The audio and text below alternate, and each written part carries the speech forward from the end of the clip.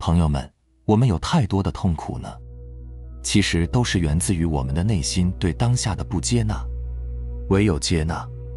才会让我们从不断的评判和对抗当中解脱出来。只有当我们接纳了这个当下的真实时刻，我们才能从过去和未来的虚像当中剥离出来，进行自我观察，真正的活在觉知之下。但是在我们现实生活当中呢，因为我们的习惯往往都是在第一时间用分别心，把一切事物和发生都区分了好坏善恶，还有自己的喜恶，然后呢，只接纳自己想要的，排斥和对抗自己不想要的。然而真相却是，你已经得到的那些你想要的，注定有一天都会失去；那些你不想要发生的，也注定有一天都会发生。所以对待当下一切真实的发生，除了从内心深处真正的接纳它们以外，我们其实并没有其他的选择。首先我们要明白一点，所有此刻的发生，都是我们曾经累积业力的呈现，以及因果的成熟。不管我们允许还是不允许，它们都会发生，也都已经发生了，不是吗？你曾经种下的因，早晚都会结出一个果。比如你经过好多年的过量饮酒、熬夜、抽烟所埋下的病根，并不会因为你最近几年开始规律的生活就100%的不会发生，你顶多只是在降低它发生的概率。再比如，你许多年前曾经深深伤害过的人，也并不会因为你现在的与人为善，他就100%的会放弃报复你的机会。还有我们在童年时期的原生家庭开始就被注入的业力和社会习惯，也不会因为我们现在开始了实修，就从此停止影响和折磨我们。所以我们的修行的真谛，就是要让自己可以平静地接受一切当下的发生，不执着于任何的结果，时刻都保持觉知，不让自己陷入到任何的情绪和习惯当中，继续安住在当下，不让自己造下新的业力，持续种下善因。大家一定都知道蝴蝶效应，一只南美洲热带雨林当中的蝴蝶，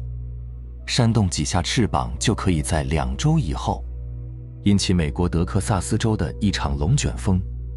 其实蝴蝶效应只是关于混沌学的一个比喻，说的呢就是事物发展的结果对初始条件具有极其敏感的依赖性。而这只扇动翅膀的蝴蝶，是不是像极了我们曾经累积的业力呢？我们每个人都在这个世界上生活了几十年，只要是在尘世当中生活，和世界有进行交互，那么你就会造业，那你就会产生因果，你就会像这只正在扇动翅膀的蝴蝶一样，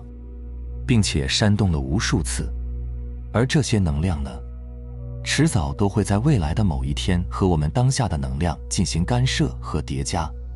在机缘成熟的时候产生出相应的果。而这些果呢，就会对我们当下的轨迹产生一定的影响。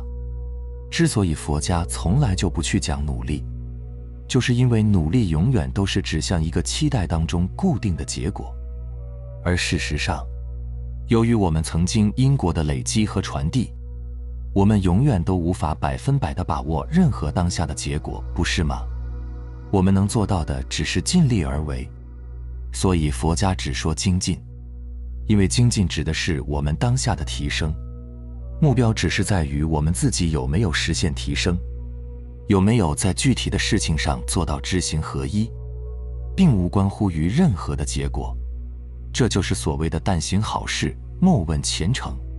没错，只有先全然地接受当下所发生的果，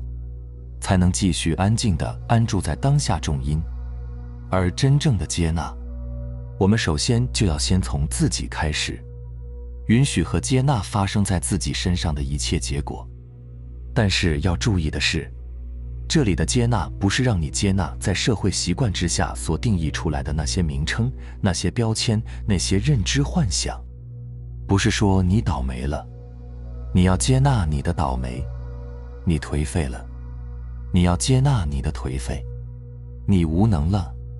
你要接纳你的无能；你委屈了，你要接纳你的委屈。同时，你还要接纳你的强迫症、抑郁症、焦虑症、社交恐惧症、选择恐惧症等等。要知道，这些通通都不是你要接纳的东西。如果你所接纳的都是这些在社会习惯之下的认知、定义和标签，那么你这就不是在寻求解脱，也不是在离苦得乐。当你承认和认同于某个评判之后，你就会在无形之中承认和认同了你的思维所创造出的它的对立面。这时候，你就已经迷失在了佛说的明世界里。就比如失败就是成功的对立面，懦弱就是坚强的对立面。你看，一种思维的局限出现了，二元对立出现了。在一个二元化的世界里，你永远都不可能出离头脑，跳出思维，你永远都不可能真正的拥抱当下。接纳是让你允许你一个个的执念引发的一次次苦厄烦恼，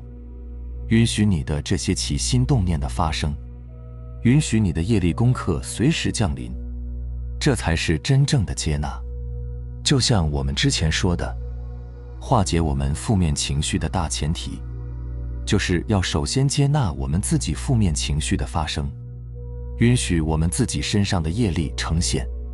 我们并不会因此而对自己进行任何的评判，只有在这个前提之下，才会有后边的剥离和内观，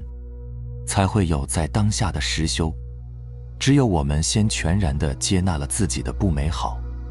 才会接纳别人，才会接纳这个世界。真正阻碍你觉醒和提升的，其实就是你在不断地以为你自己有着各种各样的在社会认知之下的问题，而你一直以来的接纳或者不接纳，其实都还是在围绕着这些思维层面的评判和定义之下的问题而展开的。我们不是要去接纳和对抗我们的思维，而我们真正要做的是去超越它们。记住，你真正要接纳的东西发生在你的思维之外。当你可以在每一次功课开始的时候，立刻觉察到真相，看到真实的发生，放下头脑，放下评判，放下定义，然后去接纳这个发生，允许这个发生，感恩这个发生，那么你当下的痛苦就会立刻消散。举个例子，比如有很多人都觉得自己有强迫症，那事实是什么呢？其实，所有的强迫症本质上都是强迫性的思考。如果我现在告诉你这很正常，并且每个人都会有，只是程度不同罢了，你能相信吗？我并不是乱说的。就比如我现在要求所有看到这里的人呢，都不要去想一个红色的苹果。你觉得有几个人能做到呢？答案是一个都没有。事实上，所有人最后都会强迫性的去想至少一次或者几次红色的苹果。所以，我们先把这个你赋予给自己的标签拿掉，也就是一个强迫症患者，不去认同这个标签，这很重要。其次就是觉察与停顿。首先，去觉察你平时在生活中的强迫性思维。当你每成功的觉察到一次，你就需要清楚地告诉自己，也就是对自己描述出来，你具体想到了些什么，把它清楚地对自己说出来，其中不要含有任何评判和看法，你只需要用我看见了我的头脑在想什么。接下来你什么都不用做，只需要利用呼吸去完成一次停顿就好。具体就是把所有的注意力全部都带入到呼吸上，深深的吸气，从鼻子进入胸腔，再进入腹部，吸到不能再吸，然后慢慢的吐气，同样吐到不能再吐，重复3次以上就是你要做的练习。你觉察和停顿的时间，会把你拽离强迫性的无意识思考，帮助你暂时的安住在一个安静不被打扰的空间里，让你把注意力成功的解放出来。再次回到身体，同时你也会随着你的注意力再次回到当下。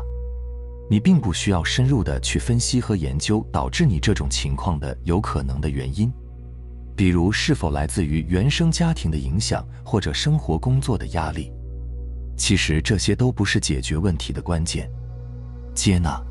允许、看见、处理它们才是。你首先需要接纳自己掌管注意力焦点的能力已经被削弱，自己总是被无意识地带入到强迫性的思考当中，并且认同这一切都是真的，于是在体内产生了反应。你需要全然地接纳以上这个事实的发生。注意，任何的评判都代表着你还没有真正的接纳。请问，如果你允许自己发生这个自动化的反应，那么你还会称自己为强迫症患者吗？对不对？时刻记住，只有当下才没有痛苦，只有当下才是平和安静的。如果想要安住在当下，那么前提就是你必须要接纳当下所发生的一切，这就是真正的接纳。